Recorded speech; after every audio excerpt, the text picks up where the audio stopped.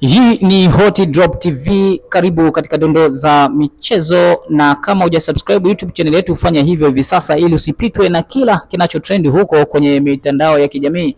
Kubwa bwana ni sakata la Young Africans na kasi, ambapo tunafahamu Young Africans walipeleka malalamiko kasi mahakama ya suluhishi wa michezo na wakizishtaki bodi ya ligi, TFF na Simba Sports Club.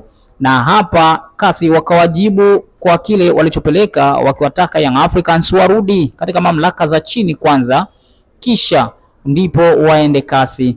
Hatimaye Young Africans wakatoa taarifa rasmi kwa umma hii leo Mei 5 mwaka 2025, na hapa na kusomea taarifa hiyo ya Young Africans kama ilivyoandikwa. Uongozi wa Young Africans Sports Club unapenda kuutaarifu umma kuwa umepokea majibu kutoka mahakama ya kimataifa ya usuluhishi wa michezo kwenye mabano kasi kuhusu kesi yetu namba kasi 2025/A/11298. Kasi imeelekeza Young African Sports Club kurudi kwanza kwenye kamati za ndani za soka ili kushughulikia kesi yetu kabla ya kurudi kwao kwa ajili ya hatua za rufaa.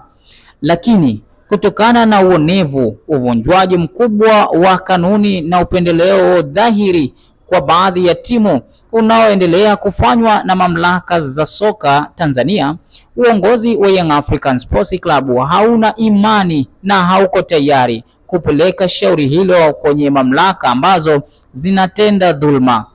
Aidha, uongozi wa Young African Sports Club unapenda kujulisha umma kuwa msimamo wa klabu yetu juu ya mchezo namba 184 wa ligi kuu msimu huu uko pale pale, kuwa hatutashiriki kwenye mchezo huo kwa namna yoyote ile.